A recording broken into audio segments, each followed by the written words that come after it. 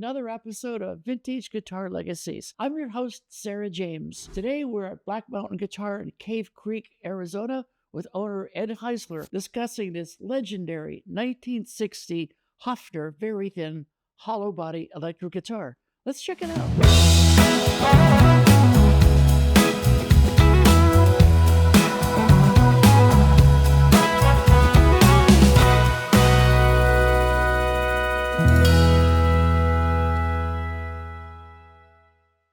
This episode features a truly exceptional instrument, a very early 1960 Hofner Verithin hollow body electric guitar. This iconic instrument is a shining example of mid-century German craftsmanship and design from one of Germany's most renowned guitar manufacturers. The Hofner Verithin, introduced in 1960, is named for its super slim body, measuring just over 1 inch thick. This design not only makes it incredibly light and comfortable to play, but also gives it a unique tonal quality that sets it apart from many other semi-acoustic guitars of the era. The body is made from laminated maple with a beautiful arched top and back, which not only contributes to its striking appearance, but also to its resonance. It's so light and just fun to play, but it can rock and howl feedback like anything due to another outstanding feature, these super response pickups, as they are called in Hofner's literature. These are better known today as Hofner's toaster pickups, in light of the 4 little black slits on top. Notice also the small diamond in the center containing the Hofner logo, and the lack of external pole pieces.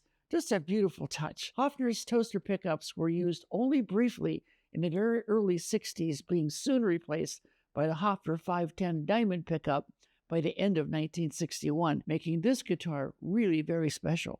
Visually, this 1960 Hofner is a stunner and is clearly one of the very early and rare solid color models with a glossy lacquer that highlights the natural beauty of the wood grain, whereas most later models are a more common sunburst finish. The elegant F-holes, stylish headstock design, and intricate binding, beautiful fret markers all add to its vintage charm, a wonderful tribute to the fine German craftsmanship of the time. The 1960 Hofner Verithin is a piece of musical history that continues to inspire and captivate. It truly is a relic of rock and roll history, befitting many of the British invasion bands of the very early 60s. Its elegant design, exceptional playability, versatility, and rich tonal character make it a true classic. Today, I'm very grateful to have my friend Ed Heisler, owner of Black Mountain Guitar in Cave Creek, Arizona, with us to demonstrate and discuss this legendary 1960 Hofner Verithin hollow body electric guitar. Let's check it out.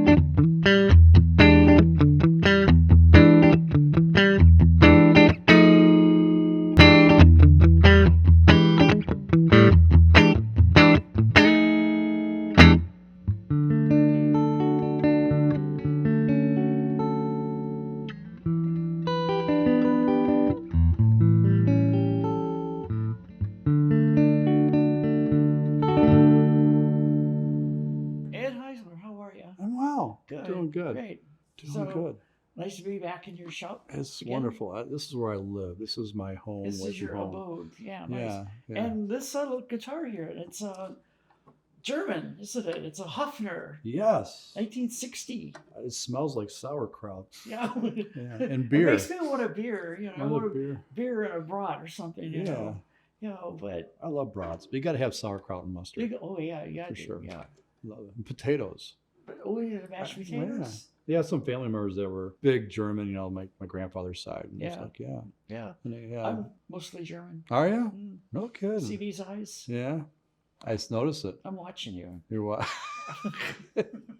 What do you think? That's amazing. This is a very cool. I Your love these demo was pickups. great. I loved it. This was cool. They are I cool. really like that. I love the pickups. I love the combinations you can get out of them. Mm-hmm. And it's really cool. As I mentioned, we were during a breakout, we are talking about you got the mother of pearloid, Right. and then you got like a tortoiseshell in between them. Banded by another. Yeah, black and white plastic thing. Very intricate, very highly skilled craftsman. Yeah, and it's one thing that really caught my eye was the bridge.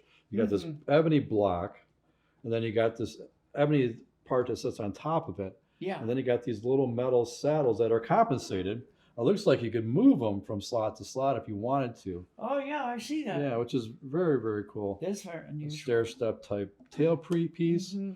Man, it's just a great guitar. These pickups are amazing. Well, that's a toaster pickup for it. I mean, look at the back too. Yeah, a little bit of flame. Beautiful flame maple five-piece back, laminated back. Yeah. And for something so very light, it's kind of built like a tank. You know, it's very sturdy, and it's light and fun to play. It's a great. You could gig with this all night. Yeah, for sure. Yeah. That's why the early bands, like the early Beatles, Stu Sutcliffe, John Lennon, they all had Hofner. Yeah. Well, they were more accessible to them as well, right. Being in Europe. Right. You know, Fenders and Gibsons at the time were Mm-hmm. a little bit difficult to get into England at the time. Right. So that's true. So they were rare. So, these type of guitars, obviously the Beatle bass, Paul McCartney's Hofner bass. So these guitars were actually more accessible to That's true. To the England, for sure. I love the way Hofner kind of took off, a page out of Gibson's book. It looks like a 335. Yeah, exactly. Basic body design and everything, but it's much thinner, not that big boxy jazz box. It's fun. And then I got the zero fret too. I know, that's right. Yeah, which is common. We were talking about that earlier. Yeah, Gretsch was the one that really did a lot of the zero frets. Now, what the zero fret is, so those don't know, is there's a fret just before the nut is. So the nut acts more like a string guide, where the zero fret is where that string actually touches before. So that's the last place it touches before it goes to the peg head, which is really nice, and it gives it. Some say it gives it a little bit more accuracy in the intonation of the guitar. Yeah, which is really nice.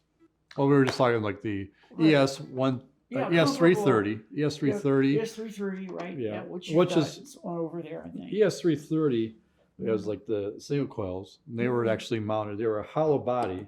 This one is as well. So the 330 would be the closest one to this model, where the pickups are actually mounted to the top of the body and not cut into it. Where the PAF or the humbucker pickup that Gibson did as on the 335, they had to do a center block down the center. And the reason why, because the pickup was too heavy. That's completely hollow. There's no center block in there. Right. This is completely hollow. So this would be closer to a Gibson ES330 at the time, which is it's not a center block guitar. That's what makes it so light. Right? Exactly. Yeah. Now, one thing that you would find with this type of guitar is it would be a little bit neck heavy. So one thing you want to make sure is you're not wearing a strap that's a little loose, because it's going to die when you're playing it. So which is nice. One thing that's nice about center block guitars is they tend to be more balanced. They get a little bounce to it, right? Exactly. I'm digging these controls here. I love this little very simple piece of plastic there. It's got a little pearloid look to it. You see, the manufacturing process was pretty simple on these.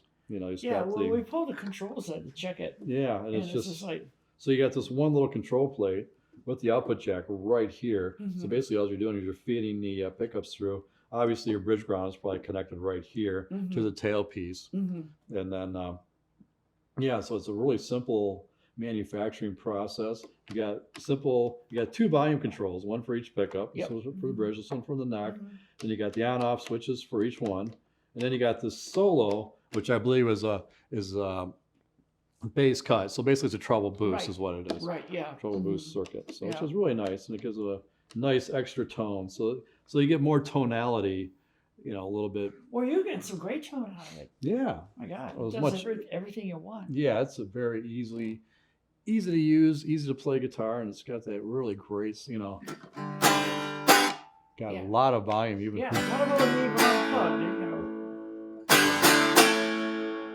Sing with me.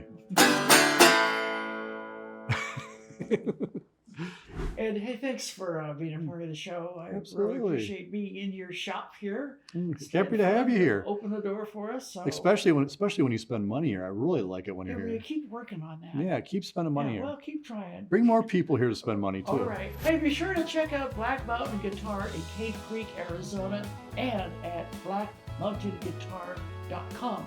Thanks for watching, and if you enjoyed this episode, please like, follow, and subscribe for more episodes. We'll see you next time.